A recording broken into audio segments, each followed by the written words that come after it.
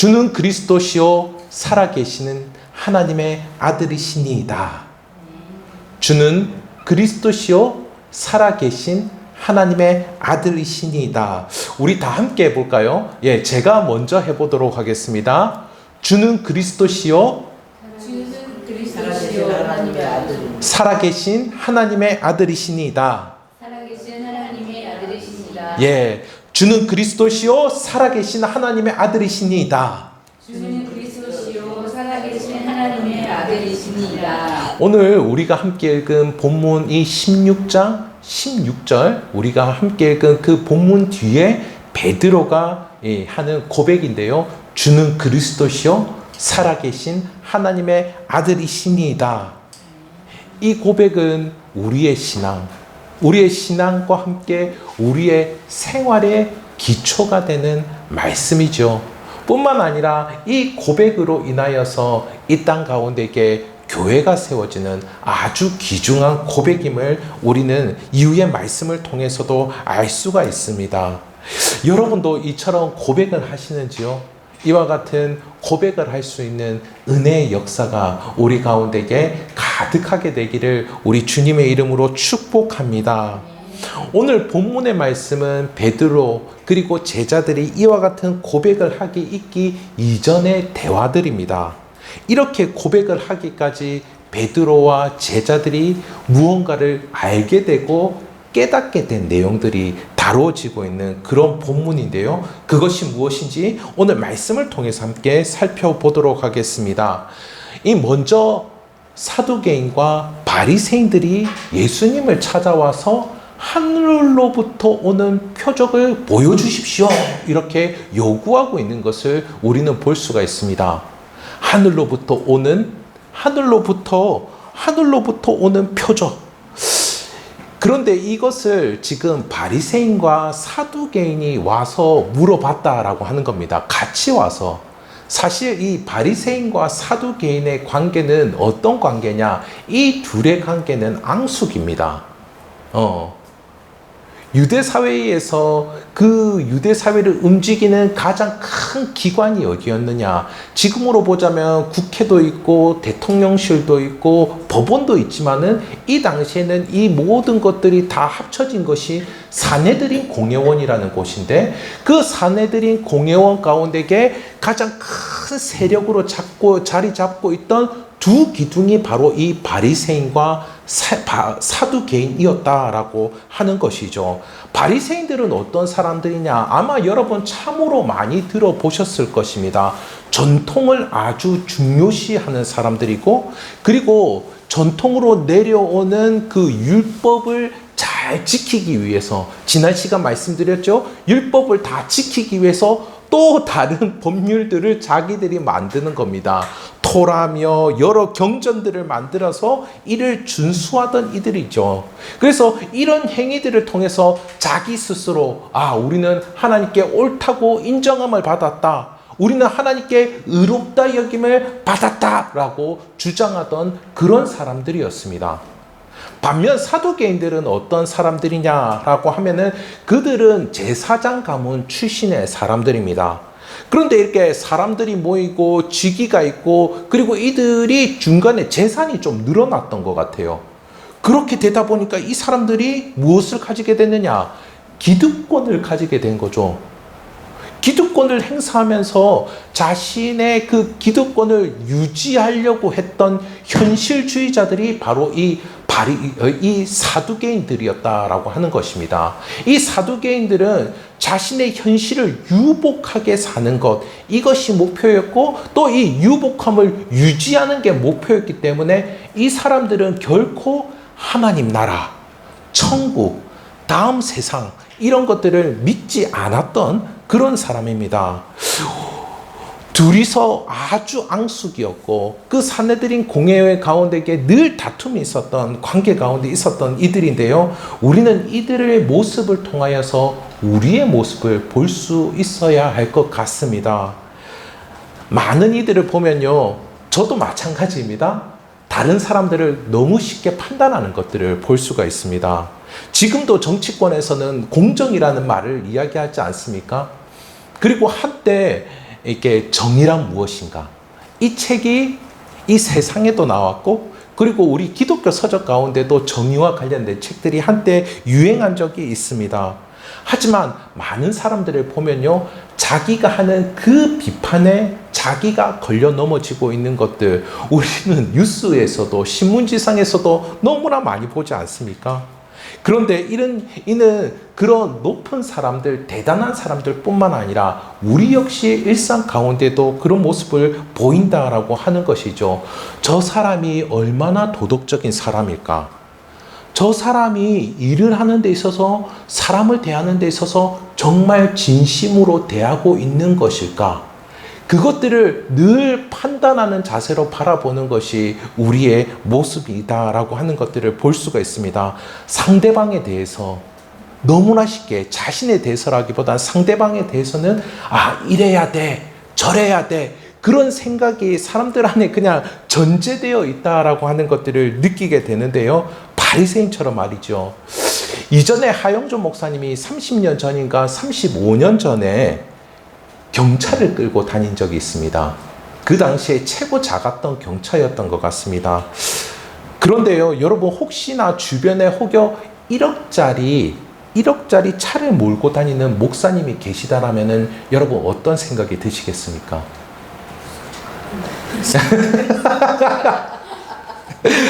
지금 벌써부터 감정이 편안하지 않은데요. 반면에 하 목사님처럼 요즘에도 경찰을 끌고 다니는 목사님이 계시다라면은 여러분 어떠실 것 같습니까? 그냥 제 생각인데요. 요즘에는 1억짜리 차를 끌고 다녀도 욕을 먹을 것 같고요.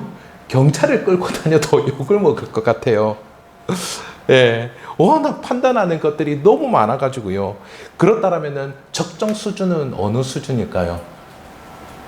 적정 수준은 차를 2대 몰고 다니는 걸까요? 판단하기 좋아하는 이 바리새인의 모습은 이 사람의 본능인 것 같아요. 이런 당파가 만들어졌다라고 하는 것은 사람의 본능인 것 같아요. 또 그와 동시에 사람들은 아주 세속적이기도 한 것 같습니다. 자기 수중에 얼마를 가지고 있고 또 얼마를 더 확보하기 위해서 살아가는 그 모습들이 너무나 당연하게 보이는 것이죠. 꼭 가지고 있지 않아도 되지만, 내가 그것을 꼭 해야 되고 꼭 소유해야 되지 않아도 되지만은, 그런데 이상하게 사람들은 이것도 없으면 안 된다라고 하는 생각이 계속 마음 가운데 틈타는 것이죠. 저는 이렇게 많은 설교자분들의 설교를 이렇게 쭉 들어보거든요. 요즘에는 설교를 들을 때 어떤 설교를 듣느냐면은, 지금 이 시대에 이 목사님은 어떤 메시지를 하고 있을까? 그것을 제일 많이 듣습니다. 그런데 많은 목사님들의 설교를 들어보면요, 설교에서 부활, 하나님 나라, 영원, 이런 내용의 설교가 너무 없는 것들을 느꼈습니다. 사실은 제가 그분들의 설교를 들으면서 그분들은 어떻게 하실까? 저도 그분들의 그 설교 내용을 듣기 위해서 들었는데 그런 내용이 없습니다. 그리고 저 역시도 이런 주제를 가지고서 만약 설교를 하게 된다라면은 과연 누가 들을까? 이런 노파심이 들 때가 참으로 많습니다. 지금 우리들의 모습은, 우리 이 세상의 모습은 사두개인처럼 굉장히 현세적이고 세속적인 모습을 갖고 있다라고 하는 것을 볼 수가 있죠. 이건 역시도 마찬가지로 본능인 것 같습니다. 사내들인 공회원의 그 두기둥이었던 야당과 여당이었던 바리새인과 이 사두개인의 모습은 다른 그들의 모습이 아닌 지금 우리들의 모습이고 사람의 본능이 아닐까, 그런 생각을 해보게 되는데요. 그런데 오늘 말씀에서는 이 바리새인과 사두개인이 한 패가 되어서 예수님을 시험하러 오는 것을 우리는 볼 수가 있습니다. 이 바리새인과 사두개인들, 이들의 공통점은 무엇일까요? 그들의 공통점은 무엇이냐면은 자존심이 강하다는 겁니다.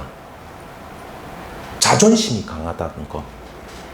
바리새인들은 전통을 지키고 있었고 자기들은 그 전통을 모두 다 수호하고 있었기 때문에 자기들 나름대로의 자존심을 갖고 있었던 것이고요. 그리고 사두개인들은 우리가 이 땅 가운데 살아가는 데 있어서 충분한 재물을 갖고 있고 내가 재물을 갖고 있을 실력이 있고 나는 너희보다 잘 살 만한 이유가 충분히 있어 이야기하면서 사람들 앞에서 자신들의 자존심을 내세웠다라고 하는 것이죠. 이렇게 자존심을 내세우는 이들의 공통점은 무엇이냐? 이어서의 공통점은 무엇이냐면은 자신들을 구원해 줄 그리스도를 찾지 않는다는 겁니다. 그리스도를 의지하고 그리스도를 찾지 않는다라는 것이죠. 그래서 예수님을 시험하기 위하여서 이들이 찾아왔던 것입니다. 예수님이 진짜 그리스도이신지, 예수님께서 진짜 하늘에서 하나님께서 보내신 메시아이신지 시험하기 위해서 찾아왔었던 것이죠. 하늘의 표적, 곧 하나님께 보냄받았다라고 하는 표적을 보여달라고 이야기합니다. 예수님의 대답은 뭐였습니까? 예수님은 넌센스 퀴즈처럼 이야기하시죠. 너희는 하늘을 보면서 날씨가 어떻게 되는지 분별할 줄 알면서 어떻게 이 시대를 분별하지 못하느냐, 그렇게 이야기를 하십니다. 예수님께서 이전까지 이야기했던 천국 복음의 말씀과 천국의 복된 역사들을 너희가 들었고 너희가 보았음에도 불구하고 어떻게 하나님이 보내신 이 시대에 분별을 하지 못하느냐, 보내신 자를 알아보지 못하느냐라고 하는 것이죠. 그러면서 이렇게 말씀하십니다. 4절을 다시 한번 더 보십시다. 4절은 다시 한번 더 보면 이렇게 나오죠. 악하고 음란한 세대가 표적을 구하나 요나의 표적밖에는 보여줄 표적이 없느니라 하시고 그들을 떠나가시니라. 아멘. 요나의 표적이 무엇입니까? 잘 아시죠? 요나서에 나오면은 요나라는 선지자가 니느웨의 복음을 전하러 가야 되는데 어떻게 되죠? 중간에 물고기 뱃속에서 3일간 있었던 사건을 우리는 알고 3일간 있다가 다시 나와서 니느웨에서 복음을 전하는 그런 모습들을 우리는 볼 수가 있죠. 그것과 마찬가지로 이 요나의 표적은 두 가지로 생각해 볼 수 있는데, 첫 번째는 요나가 뱃속에 들어갔다가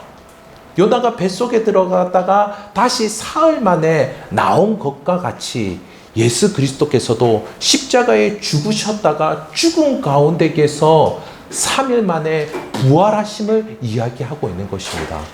그런데요, 이 요나의 표적에서 우리가 또 한 가지 놓치지 말아야 할 것은 무엇이냐면은, 이 표적은 무엇입니까? 하나님께서 무언가를 나타내어서 메시지를 전하기 때문이지 않습니까?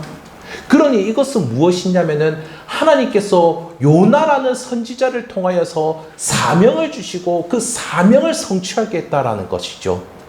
그와 마찬가지로 하나님께서는 예수를 통하여서 하나님의 뜻하심을 이루고 사람들을 구원하시고자 하는 그 메시지를 예수를 통하여서 드러내고자 하셨다라고 하는 것입니다. 그러니까 예수님께서 보여주시겠다라고 하는 그 요나의 표적은 무엇입니까? 예수님, 당신님께서 구원의 역사를 이루겠다라고 이야기를 하는 것입니다. 표적은 어떤 일이나 예수님이 구원을 위한 어떤 자신의 일을 한 것이 아닙니다. 구원을 위한 어떤 사건을 일으킨 그와 같은 일을 한 것이 아닙니다. 무엇이냐면은 이 표적은 예수님 자신이 표적인 것이죠. 예수님 자신이 친히 죽으시고 예수님 자신이 친히 부활하심으로 우리를 구원할 그리스도로 드러난 것입니다. 우리를 구원할 그리스도로 드러난 것이죠. 그러니까 요나의 표적을 보여주겠다라고 하는 것은 내가 그 표적이 되어서 너희를 구원할 것이다 라고 말씀하시는 것입니다. 그러니 이제 자존심을 내려놓고 그리스도 예수를 영접하라, 이 말씀을 하고 있는 것이죠. 이 말씀을 하고 있는 것입니다. 이전에 내려놓음이라는 책을 쓰신 이용규 선교사님의 간증을 들은 적이 있습니다. 여러분 잘 아시죠? 이용규 선교사님 많이 들어보셨을 것입니다. 이분과 아내는 미국에 우리가 들어도 딱 아는 그 대학을, 아이비리그의 아주 유명한 대학에서 유학을 하셨어요. 학위도 축축축 다 밟으셨고요. 뿐만 아니라 그 이후에 좋은 일자리도 가져서 남부러울 것 없는 그 모든 것들을 다 갖추신 그런 분이셨어요. 뿐만 아니라 세상에 이런 사람들이 있어. 신앙생활까지도 너무나 잘하신, 그래서 교회 안에서도 아주 인정받는 집사로 그렇게 지내셨다라고 합니다. 그런데 이분들이 이 모든 것들을 내려놓고 몽골의 선교사로 떠난 것이죠. 많은 분들이 이 내려놓음이라는 책을 읽고서 이 이용규 선교사님한테 물어봤답니다. 어떻게 해서 그렇게 학위와 그 모든 위치와 그리고 돈을 벌 수 있는 그 자리와 그리고 좋은 삶의 환경과 그 모든 것들을 내려놓고 몽골에 갈 수 있었습니까? 선교사님 정말 훌륭합니다. 정말 대단합니다. 이 말을 많이 들었다라고요. 그런데 이용규 선교사님이 그 당시에 저희 모임에 와서 간증을 하시는데, 그런데 그 이야기를 들을 때마다 이런 생각이 든답니다. 마음속에서 당신들은 책을 잘못 읽으셨어요.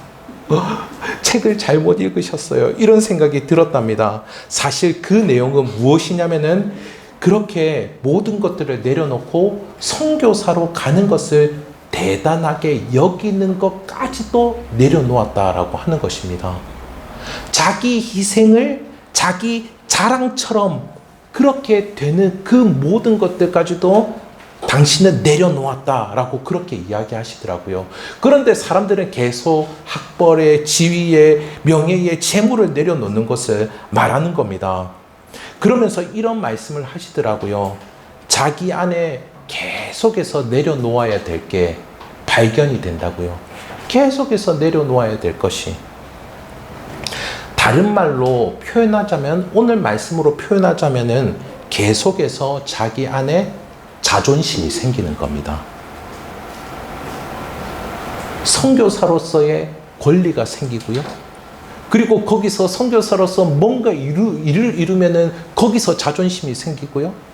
그리고 남들보다 탁월하게 일을 수행하면요, 거기서 자존심이 생기고요.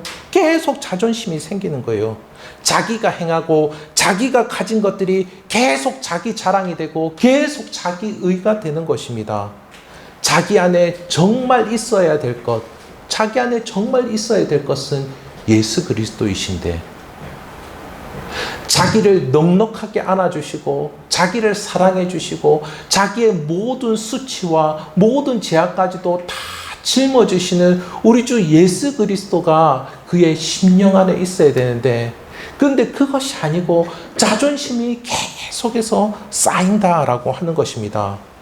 그렇다면은 우리는 지금, 나는 지금 자존심이 아닌 그리스도를 찾고 있는가 돌아보지 않을 수가 없을 것 같습니다. 예수님은 이어서 이 제자들에게 바리새인과 사두개인의 누룩을 주의하라, 바리새인과 사두개인의 누룩을 주의하라, 그렇게 말씀하고 있는 것들을 볼 수가 있습니다. 그런데 이와 같은 상황이 어떤 상황이었냐면은 예수님께서 제자들과 함께, 이 마가복음에서는 제자들과 함께 움직이신 걸로 나오는데 마태복음에서는 예수님께서 먼저 가시고 그 이후에 제자들이 합류한 것처럼 그렇게 나옵니다. 이들이 갈릴리 마가단 지경을 떠나서 빌립보 가이사라로 이렇게 이동을 하고 있던 차였습니다. 이동을 하고 있으면서 다시 이 사역을 재정비하고 제자들을 가르치기 위하여서 예수님께서 일단 열심히 사역하셨던 유대 갈릴리 지역을 떠나서 이방 지역이었던 빌립보 가이사라로 이동을 하고 있었는데요. 그때 제자들의 마음속에 이런 마음이 드는 겁니다. 아, 우리 떡을 챙겨오지 않았구나. 아마 제자들이 동시에 그런 마음을 모두 다 가진 것 같습니다. 예수님이 이런 이들의 생각을 아시고서 6절에서 이렇게 말씀을 하고 계시죠. 상가 바리새인과 사두개인의 누룩을 주의하라. 누룩은 어떤 것입니까? 누룩은 어떤 것이냐? 밀가루 반죽에다가 뭔가 가루 반죽에다가 이 누룩을 소량만 넣어도 이 반죽을 전부 다 부풀게 하고 이 가루를 전부 변하게 하여서 풍미가 느껴지게 하는 것이 바로 이 누룩이죠. 이 말씀을 듣고 나서 제자들은 마음속으로만 생각하지 아니하고 본격적으로 서로 논의하기 시작합니다. 떡 안 가져온 것 때문에, 도시락 싸오지 않은 것 때문에 논의하기를 시작합니다. 왜 도시락 안 싼 걸로 이렇게 논의를 할까, 그런 생각이 들 수가 있는데요. 이들은 여행 중에 배가 고파서 지금 이걸 어떻게 해결하지, 이런 생각이 들 수도 있을 것이고요. 뿐만 아니라 또 이들은 여행 중에 지금 이곳이 어떤 지역입니까? 유대 지경입니까? 이방인 지역입니까? 이방인 지역이죠. 이방인 지역이었습니다. 그래서 이곳에서 여행하다가 혹시나 배가 너무 고파서 이방인의 집에 들어가서 식사를 얻어먹게 될까봐 이들이 염려하고 있었던 것입니다. 이 유대인들은 굉장히 자존심이 셉니다. 제가 이 이스라엘에 갔을 때도요, 그 비시케 공항에서 맥도날드 커피를 한 잔 사려고 돈을 이렇게 딱 내밀었더니 저한테 가라고 그렇게 이야기하는 겁니다. 유대의 이 모자를 쓴 아주 젊은 청년이 저한테 돈을 이렇게 내밀어서 커피를 달라고 했더니 저리 가라고. 사실 제가 좀 내밀었던 돈이 좀 큰 돈이었습니다. 100달러를 내밀었죠. 맥도날드 커피 한 잔을 사는데, 그러면은 우리가 뭐 예를 들어서 거스름돈을 줄 수 없다던가, 아니면은 뭐 지금 뭐 어떻게 거스름돈을 준다던가 그렇게 하지 않겠습니까? 그런데 그 친구는 저에게 아주 무슨 쌍놈을 취급하듯, 유대인들이 그렇게 자존심이 셉니다. 그러니까 이 이방 지역에서 이방인과 함께 식사를 하게 될까봐, 이방인에게 구걸을 하게 될까봐 그들이 그 염려를 하고 있었던 것이에요. 그러니까 이 유대인들은 지금 이 상황이 어떤 상황입니까? 거지에게 적선을 받게 되는, 그와 같은 비슷한 상황을 겪게 될까봐 이들이 염려하게 된 것이죠. 그러니까 자존심이 확 구겨질 만한 그러한 상황이었던 것입니다. 그래서 예수님께서 이를 아시고 말씀하시죠. 8절에서 10절을 보도록 하겠습니다. 제가 읽겠습니다. 믿음이 작은 자들아, 어찌 떡이 없으므로 서로 논의하느냐? 너희가 아직도 깨닫지 못하느냐? 떡 5개로 5,000명을 먹이고 주운 것이 몇 바구니며 떡 7개로 4,000명을 먹이고 주운 것이 몇 광줄이었는지를 기억하지 못하느냐? 아니, 그리스도 예수가 바로 옆에 있는데 어찌 떡이 없으므로 서로 논의할 수가 있겠습니까? 제가 여러 개 사역을 하다 보면요, 좀 어려운 교회들은 회의가 많아요. 좀 어려운 교회들은 회의가 많습니다. 5,000명으로, 5병여로 5,000명을 넉넉히 먹이고 7병여로 4,000명을 풍성히 먹이신 그리스도 예수입니다. 5병여 때는 어떻습니까? 빈들에서 5,000명을 먹이시고요. 그리고 7병여 때는 광야에서 4,000명을 먹이셨습니다. 아무것도 없는 곳에서요. 그렇다면은 그리스도 예수를 기대해야 되지 않습니까? 그런데 자신들의 자존심 때문에 그들은 발만 동동 구르고 있었던 그런 상황이었던 것이죠. 그런데 여러분, 이것이 바로 앞에서 말씀하신 하늘로부터 오는 표적인 것입니다. 광야에서 이 이스라엘 백성들, 이들의 조상들이 40년 동안 보냈죠. 그때 그들은 하늘로부터 하나님께로부터 하늘에서 무엇을 받았습니까? 매일같이 만나를 받지 않았습니까?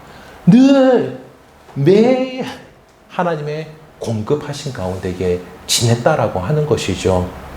마찬가지입니다. 이 5병이어와 7병이어의 사건이 가리키는 것은 하나님께로부터 하늘에서 보내신 그 만나의 실체가 되시는 분이 바로 이 그리스도 예수다라고 하는 것이죠.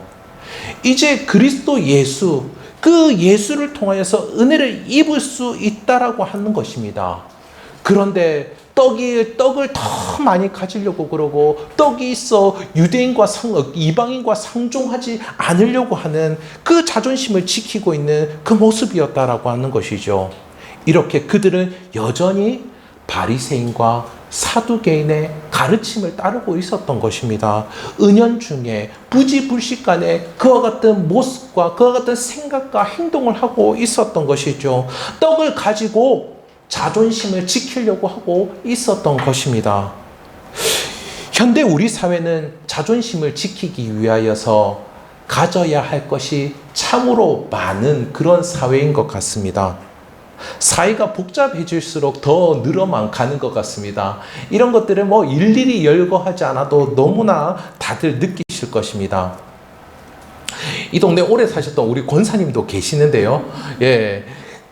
이 동네 오래 사신 분들의 이야기를 들어보면요, 불과 15년 전만 해도 여기 있었던 화곡이나 등촌동에서 우리 김포공항까지 가는데 10분이 안 걸렸다고 합니다.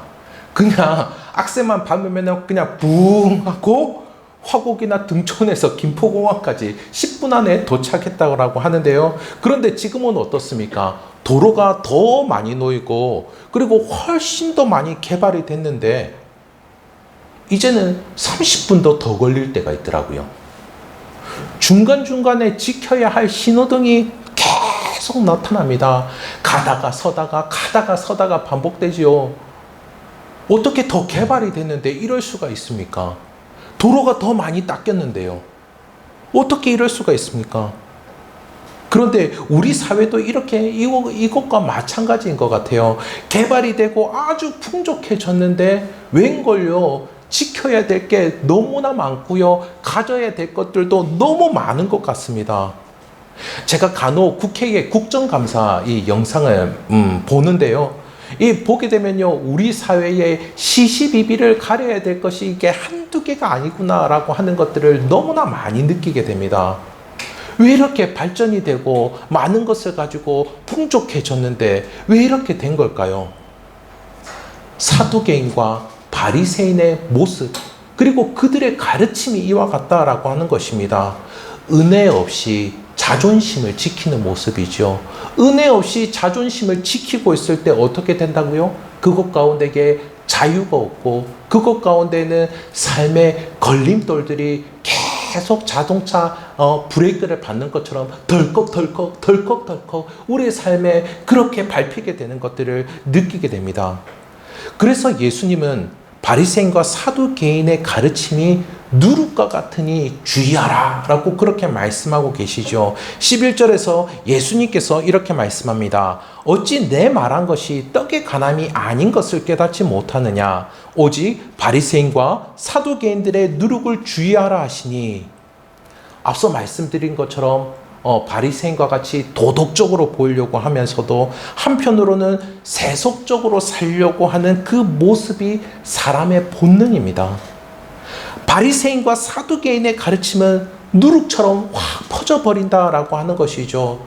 가루에다가 누룩을 아주 소량만 넣어서 높은 온도에 구우면 어떻습니까? 그 작은 누룩이 모든 가루를 다 변하게 만들어 버린다라는 것이죠. 의로워 보이는 척 하면서 세속적으로 살려는 마음이 한 사람의 마음 가운데서도 퍼지게 되고 여러 사람들에게도 확 퍼지게 되는 모습을 볼 수가 있는 것입니다. 구원하실 그리스도를 찾고 그분의 은혜 안에 살려고 하는 생각은 순식간에 확 사라져 버리게 된다라고 하는 것이죠. 바리새인과 사두개인의 가르침을 따를 때에 그 결국은 어떻게 되겠습니까, 여러분? 바리새인의 가르침은 비판하는 그 비판에 상대와 자기가 모두 넘어지죠. 그리고 소경이 소경을 인도하는 것이다 라고 그렇게 말씀하셨습니다. 자기도 다른 사람도 은혜를 못 받고요. 은혜를 누리지 못하고 결국에는 하나님을 안다라고 하면서도 영원한 멸망의 늪 가운데에 빠져 지내게 된다라고 하는 것이죠. 뿐만 아니라 이 사두개인의 가르침이 주는 불행은 어떻습니까? 이것은 우리 사회에게 너무나도 뼈저리게 뿌리 내려져 있지 않습니까? 부족함에 시달리고요, 비교하게 되고요, 그리고 절망하게 되는 것이 어떻습니까?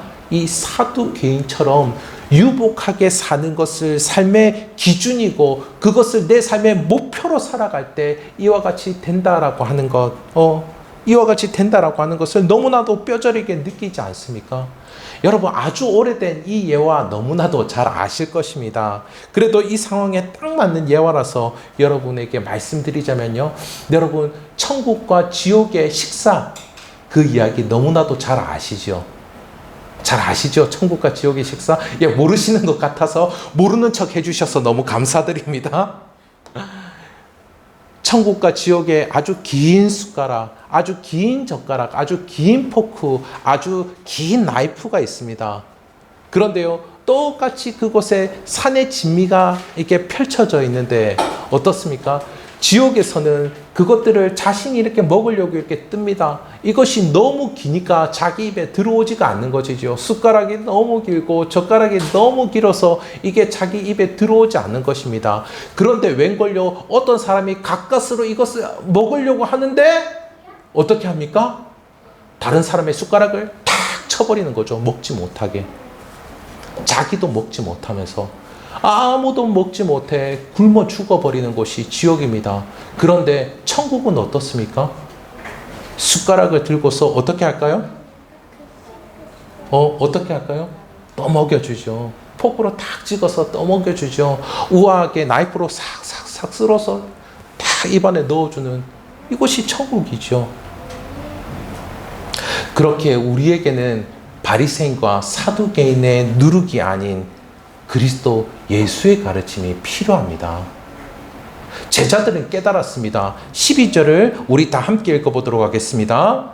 그제서야 제자들이 떡의 누룩이 아니요 바리새인과 사두개인들의 교훈을 삼가라고 말씀하신 줄을 깨달으리라. 아멘. 이제 제자들은 자신의 자존심을 세워줄 그 교훈을 삼가하게 되었음을 우리는 볼 수가 있습니다.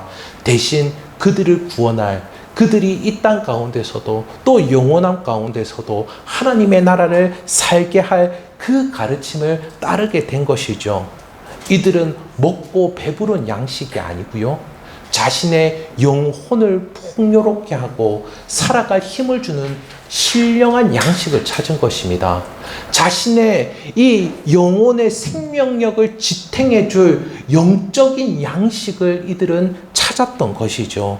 그것이 바로 그리스도 예수임을 깨닫게 된 것입니다. 생명의 양식인 그리스도 예수의 가르침을 따르고자 하는 것이죠. 사실 우리는 어떻습니까? 세상의 떡을 위해서 살아가는 그 삶, 그것을 내려놓기가 쉽습니까? 조금이라도 더 있어야 할 것만 같고, 그래야지 내 삶이 조금이라도 더 일고 전진할 것 같고, 그것이 우리의 삶이죠. C.S. 루이스는 이야기합니다. 사람들의 고질병은 덜하는 병이라고요. 가지고 있음에도 불구하고 더 가져야 되는 것. 그 병이라고요.